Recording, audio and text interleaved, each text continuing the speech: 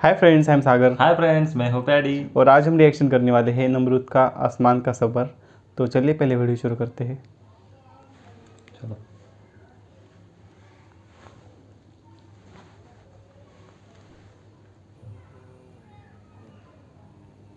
अस्सलामुअलैकुम नाजरीन, आज का हमारा मौजू कि नमरूद ने जब आसमान की जानब सफ़र किया। हज़रत इब्राहीम अलैहिस्सलाम से मुनाजरे के बाद नमरूद ने अल्लाह को तलाश करने के लिए आसमान की जानब सफ़र किया। तो बढ़ते हैं आज की इस मालूमाती वीडियो की जानब। मैं हूं रोहेल खान और आप देख रहे हैं रोहेल वॉइस चैनल। हज़रत इब्राहीम अलैहिस्सलाम एक जलीलुल कदर पैगंबर हैं, इसलिए उनकी तबलीग भी बहुत इम्तियाज से थी। हज़रत इब्राहीम अलैहिस्सलाम का बुत परस्ती पर लानत और पूजने वालों से झगड़ा और तकरार, इन सब हालात से नमरूद बाखबर हुआ तो हज़रत इब्राहीम अलैहिस्सलाम को अपनी अदालत में बुलाया। हज़रत इब्राहीम अलैहिस्सलाम बेखौफ होकर नमरूद के पास गए।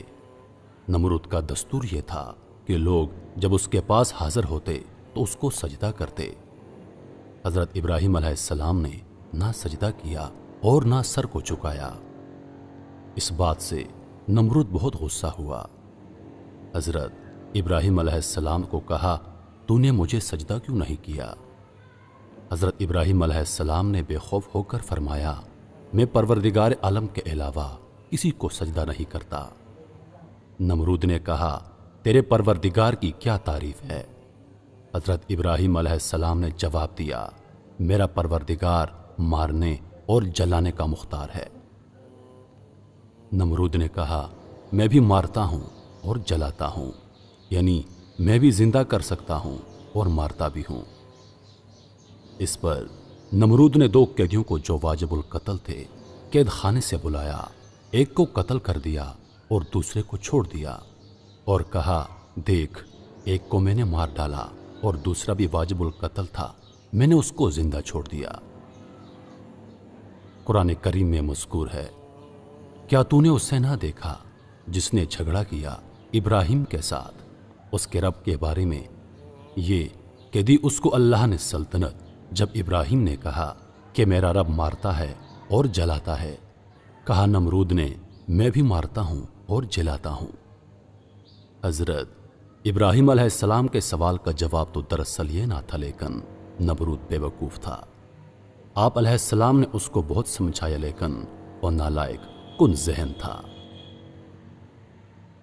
फिर आप अलैहिस्सलाम ने उसके सामने एक ऐसी दलील पेश कर दी जिसका उससे कोई टूटा फूटा जवाब भी ना हो सका। हज़रत इब्राहीम अलैहिस्सलाम ने फरमाया, मेरा परवरदिगार रोज़ाना सूरज को मशरक़ से तुलू करता है। अगर तेरे अंदर ताकत है तो तू सूरज को मग़रिब से तुलू करके दिखा।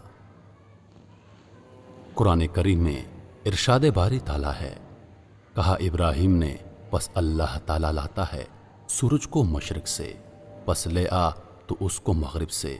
बस हैरान हो गया वो शख्स जो काफिर था। इस सवाल का नमरूद से किसी किस्म का जवाब ना हो सका। अक्सर लोग इस मामले को देखकर मुसलमान हो गए।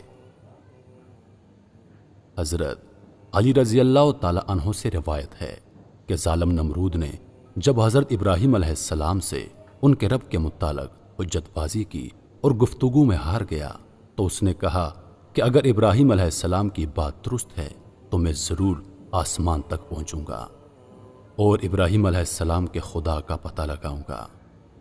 फिर नमरूद ने गिद्ध के 4 चूजे मंगवाए और उनकी तरबियत की, यहाँ तक कि वो गिद्ध जवान हो गए। फिर एक ताबूत बनवाया जिसमें ऊपर नीचे दोनों तरफ दरवाजे लगा दिए। उसमें नमरूद अपने एक साथी के साथ बैठ गया। ताबूत के किनारों पर डंडे लगाकर उसमें गोश्त के लोथले लटका दिए और ताबूत से उन गिद्धों के पैरों में इतनी लंबी रस्सी बांध दी कि वो गोश्त तक ना पहुंच सकें, और डंडे इस तरह लगाए कि बवक्त ज़रूरत उनको ऊपर नीचे किया जा सके। फिर गिद्धों ने गोश्त को देखकर उसकी लालच में उड़ना शुरू कर दिया। उड़ते गए और ऊपर चढ़ते गए। यहाँ तक कि पूरा दिन ख़त्म हो गया और फिज़ा की तरफ बढ़ते रहे। नमरूद ने अपने साथी से कहा कि ऊपर वाला दरवाज़ा खोलो और देखो कि हम आसमान के कितने करीब आ गए हैं। उसने दरवाज़ा खोलकर देखा और बताया कि आसमान का फासला पहले की तरह है। नमरूद ने कहा कि नीचे का दरवाज़ा खोलकर ज़मीन का जायज़ा लो कि क्या सूरत हाल है। उसने देखकर बताया कि ज़मीन समुंदर के पानी की तरह और पहाड़ धुएं की तरह दिखाई दे रहे हैं। फिर ये गिद्ध दूसरे रोज़ भी सारा दिन उड़ते रहे और बुलंदी की तरफ बढ़ते रहे, यहाँ तक कि तेज़ हवाएं उनके उड़ने में रुकावट बन गईं। फिर नमरूद ने अपने साथी से कहा, अब दोनों दरवाजे खोलकर ज़मीन और आसमान का जायज़ा लो। उसने खोलकर देखा तो आसमान को उसी हालत में पाया और नीचे का दरवाज़ा खोला तो उसको ज़मीन बिल्कुल तारीक दिखाई दे रही थी, जो स्याही में डूबी हुई थी। फिर नमरूद ने अपने साथी से कहा कि डंडों से लटका हुआ गोश्त ज़मीन की तरफ कर दो। चुनांचे उसने ऐसा ही किया तो गिद्ध ताबूत को लेकर नीचे की तरफ उतरने लगे। इस तरह नमरूद का ख्वाब धरा का धरा रह गया और उसने जो अल्लाह को तलाश करने का सोचा था उसमें नाकाम रहा।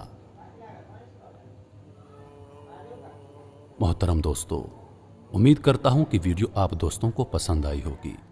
मज़ीद ऐसी वीडियोस देखने के लिए हमारे चैनल को सब्सक्राइब। तो बहुत ही अच्छा वीडियो था और नमरूद के ऊपर हमने बहुत सारी वीडियोस की है और एक वीडियो है नमरूद का इबरतनाक अंजाम, इसके ऊपर भी हमने एक वीडियो किया है इंडियन रिएक्शन चैनल पे।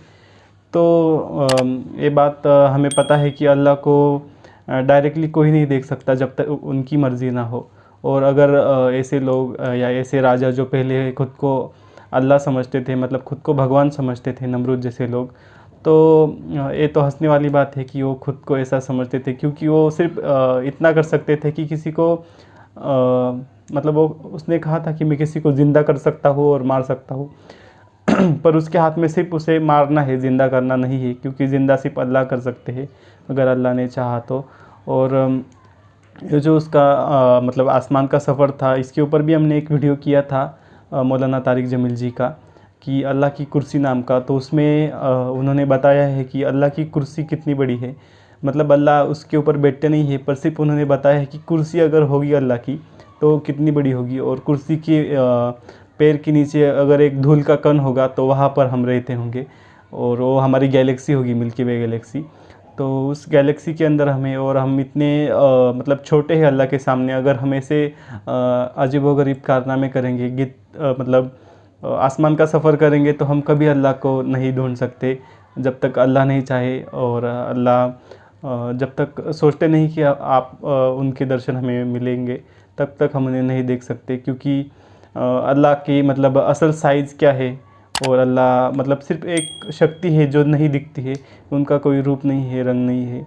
तो आप सोच सकते हैं कि इतने बड़े अल्लाह को अगर एक घमंडी राजा ढूंढने के लिए निकले तो ऐसे ही उसके साथ होगा।